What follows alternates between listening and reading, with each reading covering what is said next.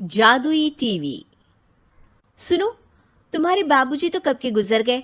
अब उनका जो सामान है वो पड़े पड़े कबाड़ा हो रहा है। बेच ही दो, कुछ पैसे आ जाएंगे। बात तो सही है।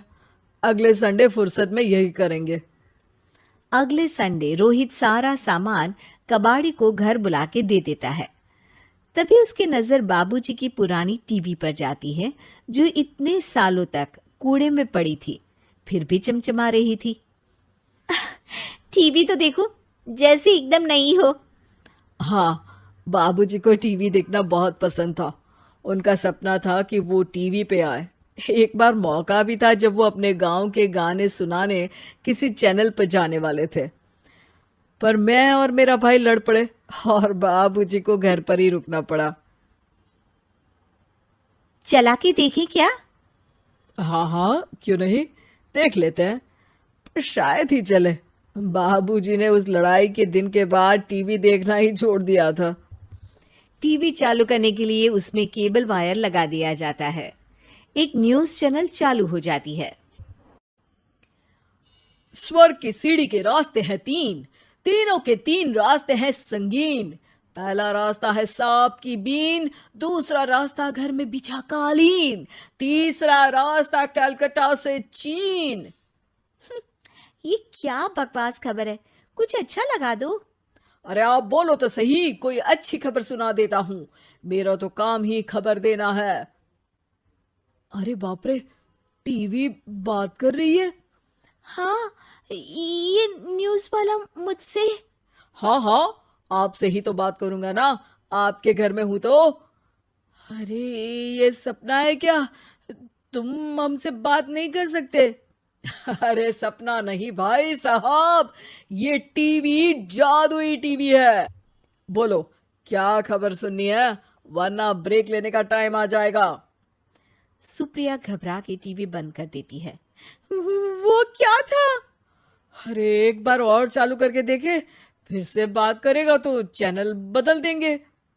सुप्रिया फिर टीवी चालू कर देती है। अरे ऐसा कोई मुंह पे टीवी बंद करके जाता है क्या? मुझे बुरा लगा आपका नेचर। चाय पानी तो पूछो। सुप्रिया टीवी के बटन से चैनल बदल देती है। अब टीवी पर एक फिल्म चल रही है। अरे ये तो सूर्यवंशम है ना? हाँ, और ये ठाकुर को जहर की खीर दे दी और उसको पता भी नहीं है। ए भाई, खीर मत पीना, उसमें जहर है, मत पीना। ठीक है महाशय, जैसा आप कहें। हाँ। अरे, आपकी बात मान ली, पूरी पिक्चर ही अब तो बदल जाएगी। मतलब ये सच में जादुई टीवी है? तभी वहां कबाड़ी आ जाता है।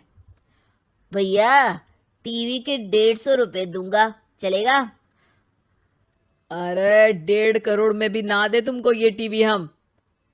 अरे 1.5 करोड़ खरीदने को होते तो तुम्हारे घर में ये पानी चाय नहीं पीता, अंबानी या टाटा के घर बैठा कोल्ड कॉफी पीता। रोहित कबाड़ी का हिसाब करके उसे वहां से चलता करता है और अपने भाई शशिकांत को फोन लगा के बुलाता है। शशि थोड़ी ही देर में वहां पहुंच जाता है। क्या हो गया भैया? अरे बाबूजी का टीवी याद है? हाँ हाँ, जिसमें घुसे रहते थे हमेशा वो, और अपने को कुछ नहीं देखने देते थे। अरे वो अब जादुई टीवी बन गया है। भैया, आपकी बकवास करने की आदत अब तक नहीं गई। अरे आपके घर में बच्चे हैं, अब तो बड़ों जैसी बात करो। रोहित जाके टीवी चालू कर देता है। टीवी पर एक जादू का शो हो रहा है जिसमें एक जादूगर है। अब मैं अपनी टोपी में से कबूतर निकालूंगा। श्रिंग ब्रिंग शरिंग बम फोपा फुफी फुफा पाउ। टीवी से कबूतर निकलता है और शशिकांत के सर पर आकर बैठ जाता है। भैया, ये क्या हो रहा है? भैया इसे उड़ाओ। ए कबूतर, जा जा, कबूतर चल निकल। अब मैं टोपी में से सांप सुनते ही शशिकांत कांप जाता है और भाग के टीवी बंद कर देता है।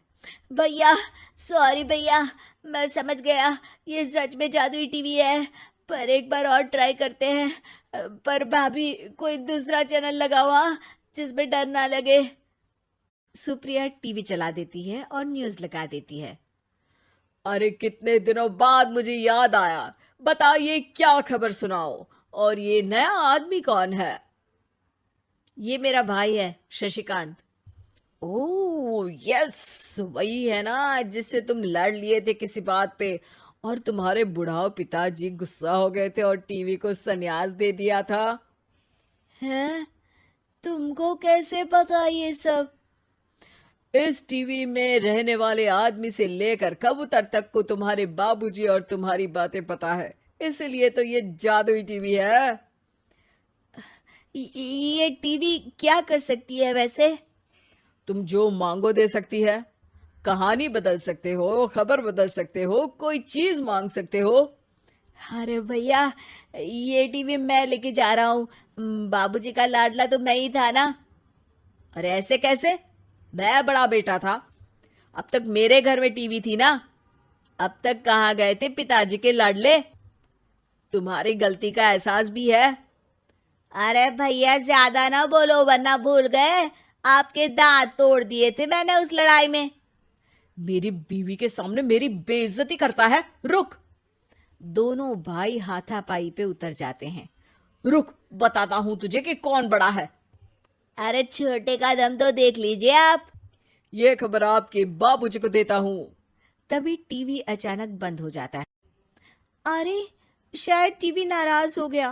और लड़ लो, आए बड़े खली बनने। टीवी से एक तेज रोशनी निकलती है और टीवी में बाबूजी दिखाई देते हैं।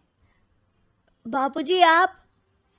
इतना चकरा क्यों रहा है? अपने बाप को नहीं पहचानता क्या? ये तो ऐसा ही है बाबूजी। प्रणाम बाबूजी। अरे चुप कर, तुम दोनों ही उल्टे हो। तुम्हारी वजह से मैंने टीवी में आने के सपने को छोड़ दिया, तुम्हारी लड़ाई की वजह से। और तो और, जितना मैं अपनी बीवी को नहीं देखता था उतना टीवी को देखता था, वो भी छोड़ दिया तुम दोनों की लड़ाई की वजह से। और अब मरने के बाद जब मैंने टीवी को जादुई टीवी बना दिया तो भी तुम इसका फल लेने की जगह लड़ रहे हो। अरे तुम तो लायक ही नहीं हो। अब तुमको बाबा जी का ठुल्लू भी नहीं मिलेगा। बाबूजी चले जाते हैं। टीवी बंद हो जाता है। रोहित और शशिकांत गिड़गिड़ा के टीवी के सामने हाथ जोड़ के बाबूजी को बुलाते हैं, पर टीवी सिर्फ धुआं निकालता रहता है।